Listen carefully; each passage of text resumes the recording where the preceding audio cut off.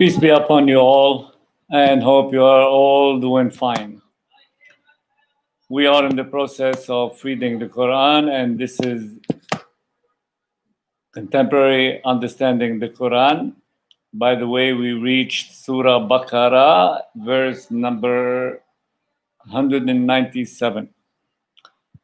And it's all about rituals and rules of and notification of life and Hajj and everything. So right now, we are in the process of reading and explaining the Hajj, the pilgrimage, the process of it. So we read together. For Hajj are the months well known. If anyone undertakes the duty therein, let there be no obscenity, nor wickedness, nor wrangling in the Hajj. Okay, it used to be during certain period for those who want to perform Hajj or pilgrimage, and now it's indicated that there are those months which are known as the sacred month. There are 4 of them. So if anyone decided to do or perform the Hajj or Umrah in that period, he should abstain from any, small or big bad manners or vices, or call it whatever. Even the way you're talking, it should be, should be up to the goodness of the mission. And whatever good you do, be sure Allah knows it. So God is all-knowing, so He knows what you're doing. And take a provision with you for the journey, but the best of provisions is right conduct, which means be equipped for all sort of things that you might need. But God is telling us the best provision that we can equip ourselves with is the right conduct. Okay? So fear me, all you that are wise. Well, just follow my command and my commandment and my recommendation and my orders as well, because it's better for you. You'll be smart by doing so. It is no crime in you if you seek of the bounty of your Lord during pilgrimage, which means, and it was the habit that the Arab are, in good part of them, are nomads. They used to carry with them things to sell or things they buy or their own special effects while they go here and there to settle down for the transitional period they plan. So it's saying, even if you want to go to pilgrimage and you wish to do some kind of trade or business, sell and buy, it's okay. It's okay. Then when you power down from Mount Arafat, celebrate the praises of Allah at the sacred monument and celebrate His praises as He has directed you, even though before this you went astray.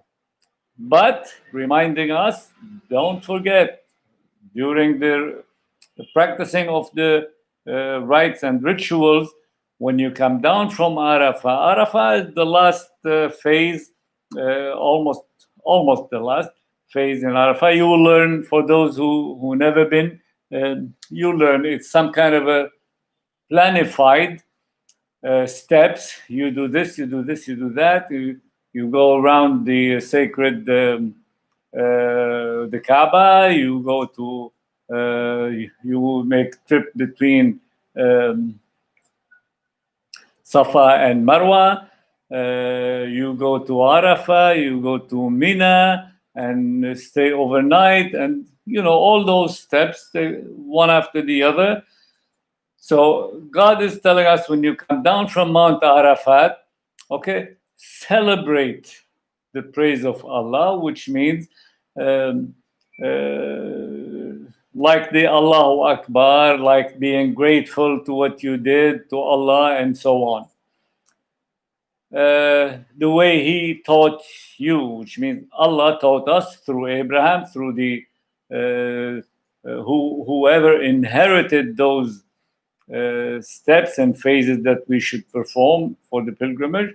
So just do it this way, reminding us, don't forget, before that, you were astray. Now you are guided by performing this and other worships, etc.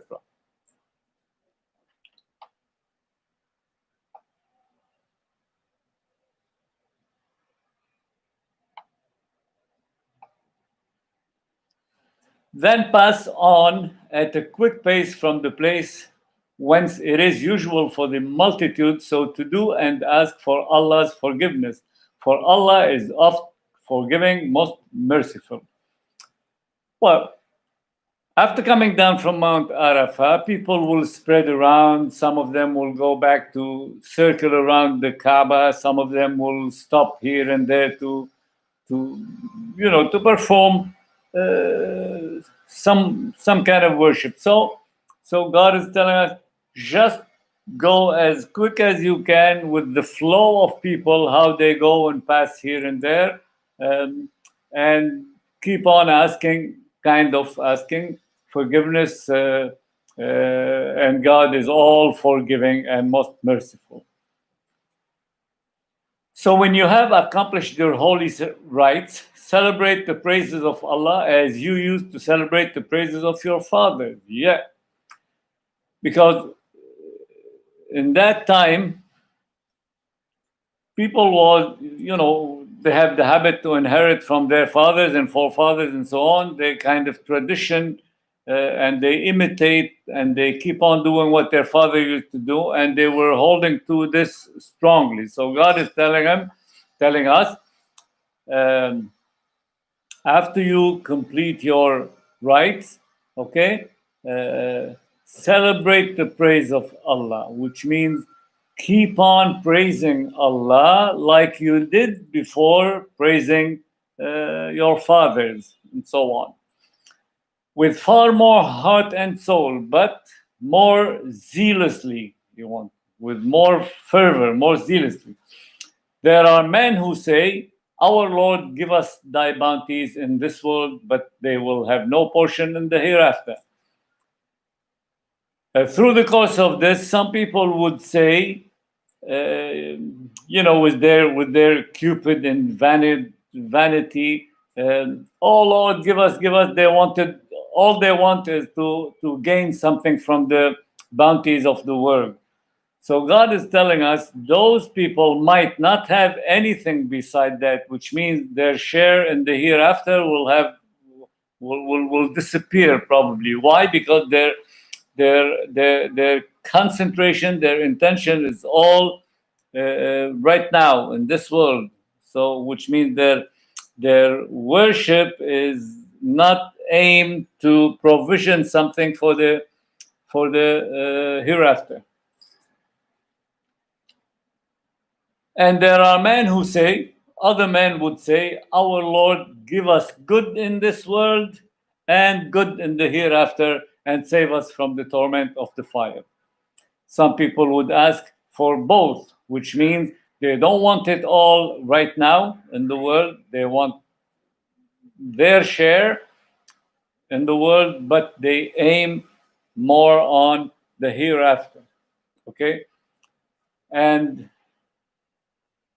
in that sense, in that perspective, they want to be avoided from the hellfire. So they ask the Lord to help them do so.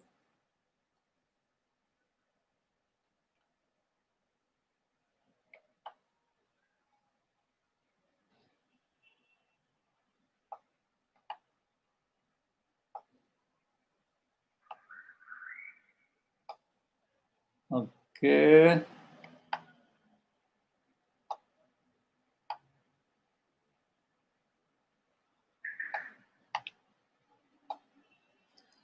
Now, to these will be allotted what they have earned, and Allah is quick in account.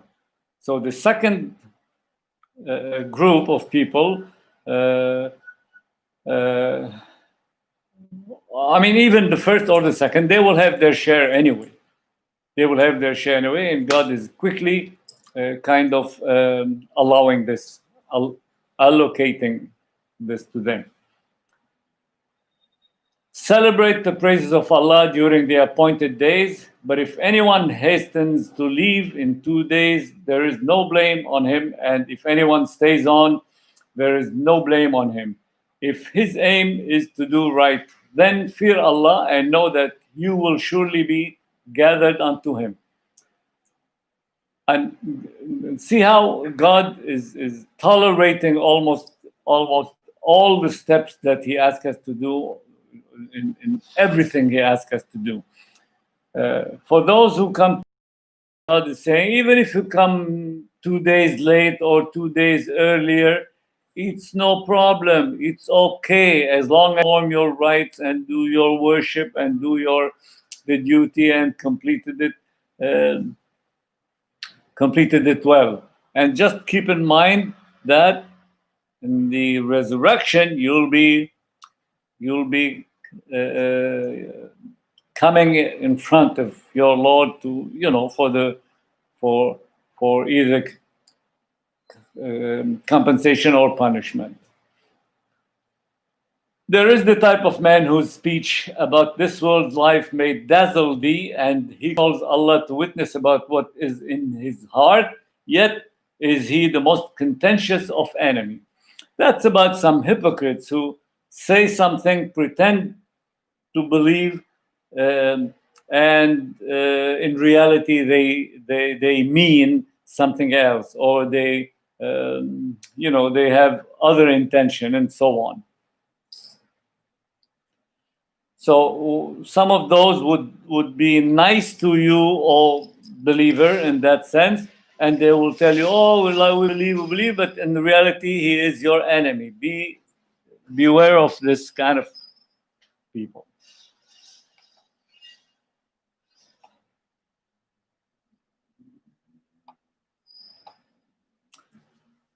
When he turns his back, his aim everywhere is to spread mischief through the earth and destroy crops and cattle, but Allah loves not mischief. So these kind of people who say things and intend another, usually they are corrupters. They destroy, in a sense, they destroy the earth in general, and God loves them not. So beware of them. When it is said to him, fear Allah, those people, when you tell them, oh man, why you do this? Fear Allah, this is no good, and stuff like that, he is led by arrogance to more crime. So he exaggerates in his exaggeration. Okay? Enough for him is hell. So a man like this, hell is enough for him, and evil bed indeed to lie on, and he will live kind of in hell. And there is the type of man who gives his life to earn the pleasure of Allah, and Allah is full of kindness to his devotees. And on the contrary, there are men who would give their life, who would sacrifice themselves, their money, everything they own, just to please Allah, because they want to be compensated in the hereafter. And God is always kind to those people, the devotees, those who would, devote themselves to the love of Allah, to the good deeds, and so on. O you who believe, enter into Islam wholeheartedly. Please listen to this verse carefully. And follow not the footsteps of the evil one, for he is to you an avowed enemy. So it's an invitation to the believers, or to started to believe, in the sense, okay, Islam wholeheartedly from all your heart and all your senses and all your feelings, okay? And don't follow the footstep of your little evil or the evil minded and so on. For this evil is absolutely your enemy. If you backslide after the clear signs have come to you, then know that Allah is exalted in power wide.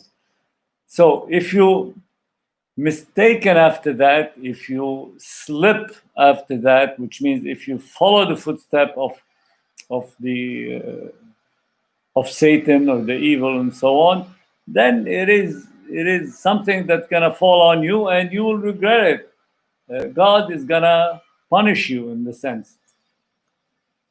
Will they wait until Allah comes to them in canopies of clouds with angels in his train? And the question is thus settled. I mean, is that what they want? They think that, okay, God come and do the whatever, the judgment, and things will be okay then. No, it's not like this. But to Allah do all questions go back for decision. Okay, God who is the one who decide on how and when. Ask the children of Israel how many clear signs we have sent to them. Okay, it's addressed to Muhammad and to all of us. Ask the children of Israel, because most of the prophets came to them and the Bible is revealed to them and so on. So ask them on any sign that has been sent to them. But if anyone after Allah's favor has come to him, substitutes something else, Allah is strict in punishment. Which means after the graciousness that Allah sent to them, the guidance and whatever, whoever changes this, substitute this with something else, then he will be punished.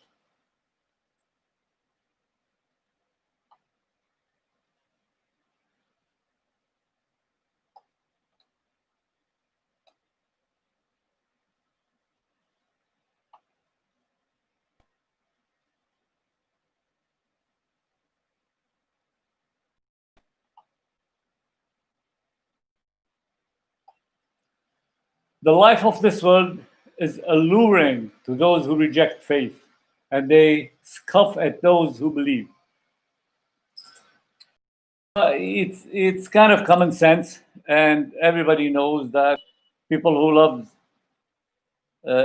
life, the instant now, the day to the day life, then they see nothing but, and they reject normally the idea of faith. Okay, and they mock even those who believe.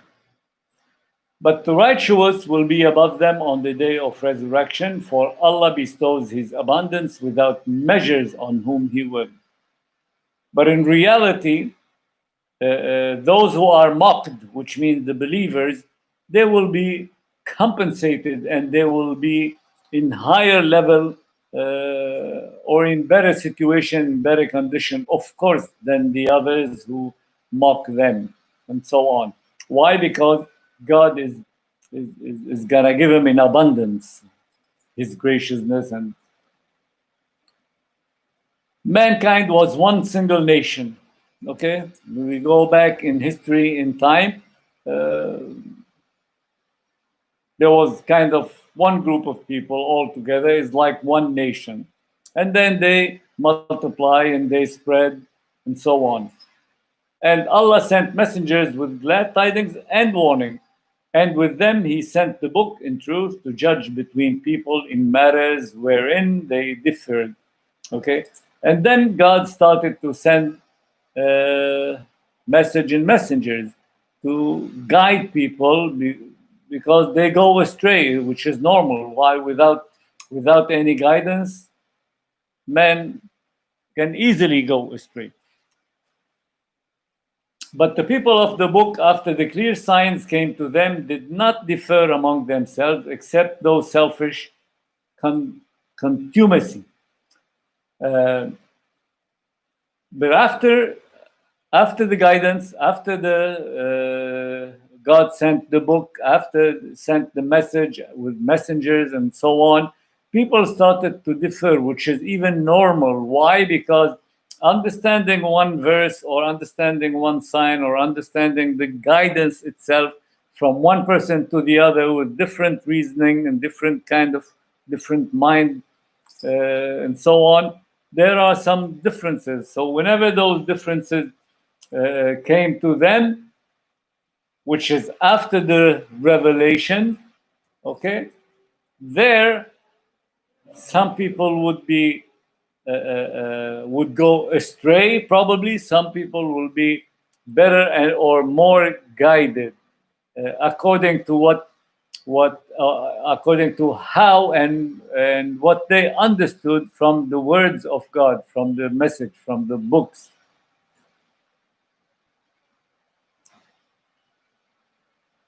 Allah, by His grace, guided the believers to the truth concerning that wherein they differed. And God help you to understand. If you believe, will help you. It's like an aid to you, so you can understand and accept. You believe in a way from your heart and your mind.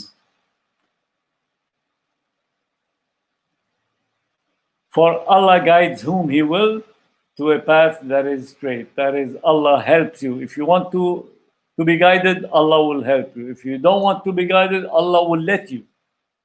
Will let you do whatever you want, because He gave you the freedom of choice.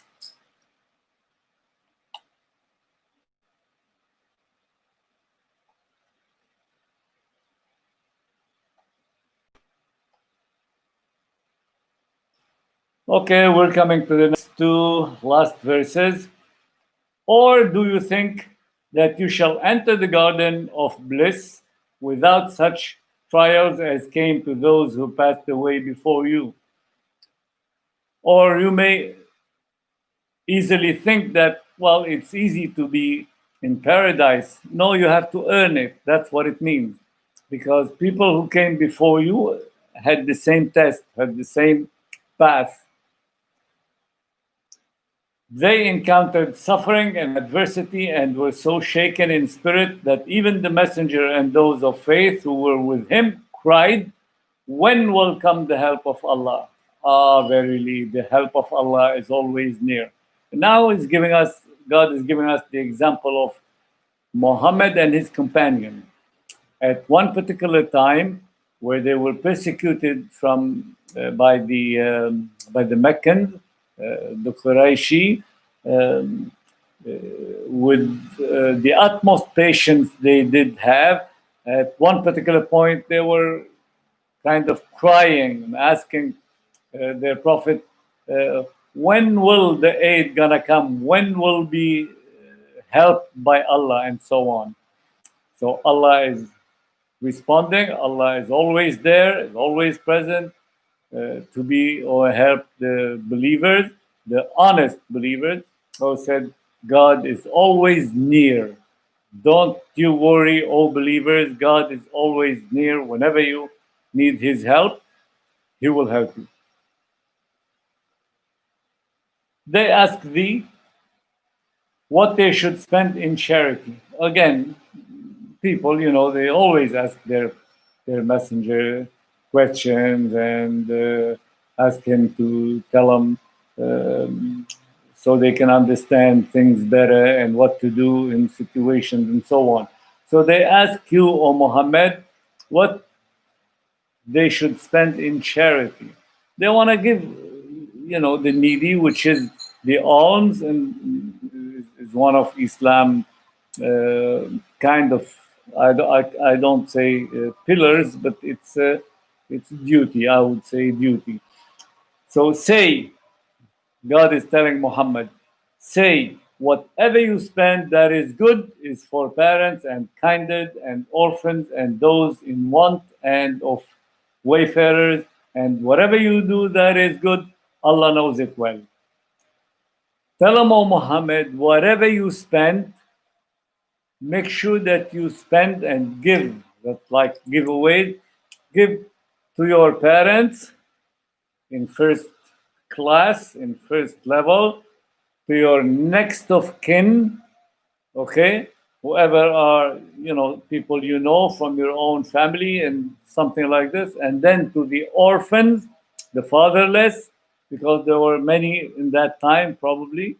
And those in want or in need, those who have no mean to sustain their living, and for wayfarers, and probably for wayfarers, which mean people who are crossing and they lose provisions or they lose the mean to be able to, to buy something or to get their food and so on. So these are in order the people that you should do good to them. And whatever you do that is good, but in general, as a general rule, whatever you do as good, Allah knows it well, which means Allah will compensate you for. Okay, so we stop here, and that's it for today. Hopefully, it was